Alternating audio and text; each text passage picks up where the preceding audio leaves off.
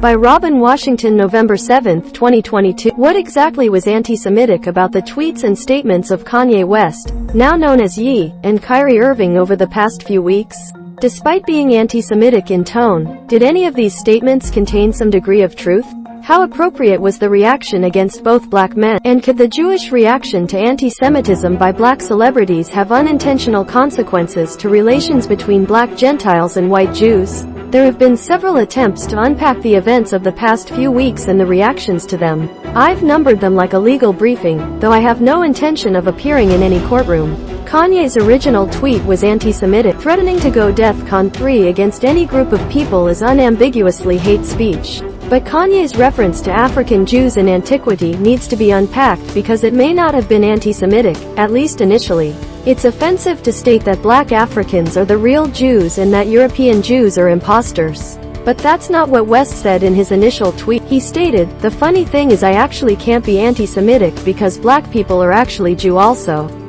Parsing Ye may be a fool's errand, but by also, italics mine, he could have meant blacks are black, and they also are Jews, or blacks are Jews, along with European Jews.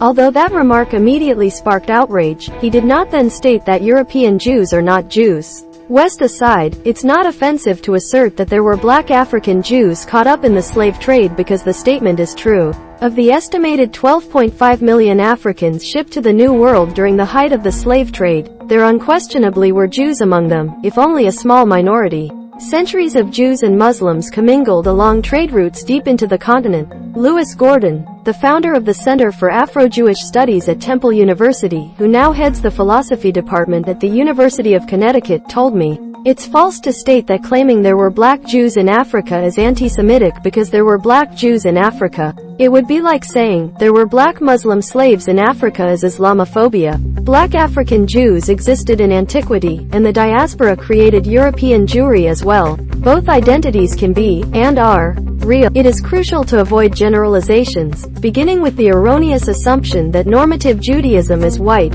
and that questions challenging that, particularly those made by black people, are inherently anti-Semitic. The film Hebrews to Negroes, Wake Up Black America, promoted by Kyrie Irving, is anti-Semitic in its Holocaust denial alone. I haven't watched it, so I will take on faith the claims from those who have that it states the Holocaust never happened. How far it takes the real Jews argument above, I don't know. What makes little sense is why Irving had to tweet about it at all. Just as what could possibly have been his urgent need to earlier declare to his millions of basketball fans that the world is flat. It's inappropriate to label the claim European Jews are imposters as a universal belief of black Hebrew Israelites because the term black Hebrew Israelite is a conflation of many different groups who believe and practice many different things. The term generally refers to descendants of newly emancipated African Americans who rejected the Christianity of their former slaveholders.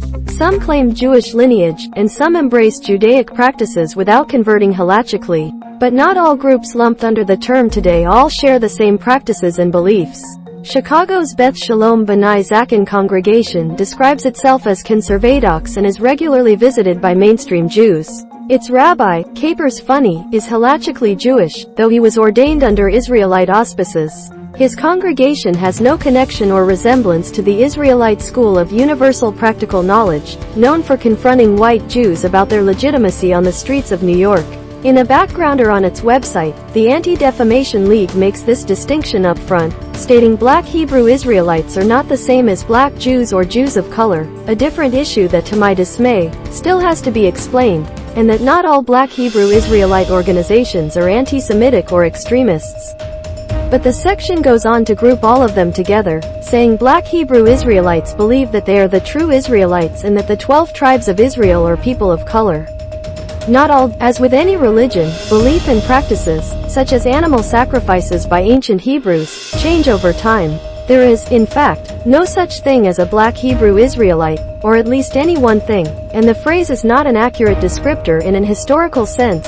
Bruce Haynes, a sociology professor at the University of California and the author of The Soul of Judaism, Jews of African Descent in America, wrote in the foreword earlier this year, "As used today, the term is largely a conflation of many different groups that hold wildly different beliefs. Groups labeled as Black Hebrew Israelites are not the only religious bodies outside of Rabbinic Judaism who claim a descendancy from biblical Israel. The Book of Mormon, upon which the Church of Jesus Christ of Latter-day Saints is based, is Joseph Smith's divinely inspired, but unproven, account of ancient Hebraic people who settled in the Americas a millennium before Columbus. Mormons do not call Jews impostors, but they do call non-Mormons Gentiles, including Jews. There have been black people condemning Kanye and Kyrie. Of particular note is that it took Charles Barkley to get NBA head Adam Silver to act on suspending Irving.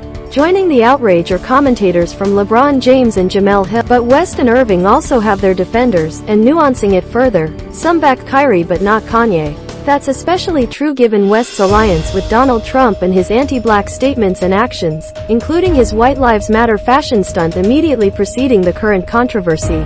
Many blacks say that should have sparked the same outrage as his anti-Semitic tweets. There is no one universal black opinion. Many black people are also troubled by the public condemnation of black men, regardless of how badly they have behaved. Okay, millions of African Americans will accept that O.J. murdered Nicole and Ron Goldman, or was held legally responsible for their deaths, and that Bill Cosby raped white women, or was convicted of doing so before the evidence was tossed. But many black people have long felt that media and white society as a whole revel in the downfall of black men, particularly the most successful among them.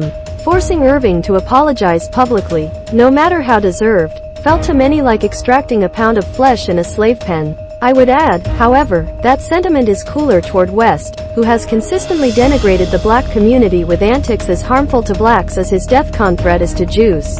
Kanye and Kyrie brought their troubles on themselves. Maybe I am in the wrong crowd, but I don't know anyone who woke up, when this escapade began, dying to read what Kanye or Kyrie thought about Jews. I can't explain Irving's motivations, except that maybe he failed to notice nobody ever got a job from a tweet, but plenty of people have lost them.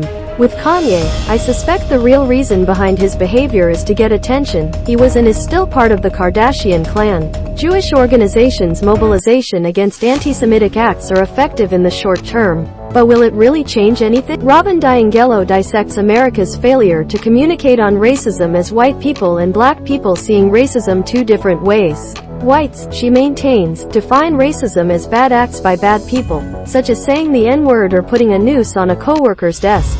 Black people certainly recognize those behaviors as racist, but they also see institutional racism, such as black youth being tailed in store aisles or banks denying loans to black doctors, as equally harmful. Most whites, DiAngelo says, are oblivious to that. To that Robin's thesis I add this Robin's corollary.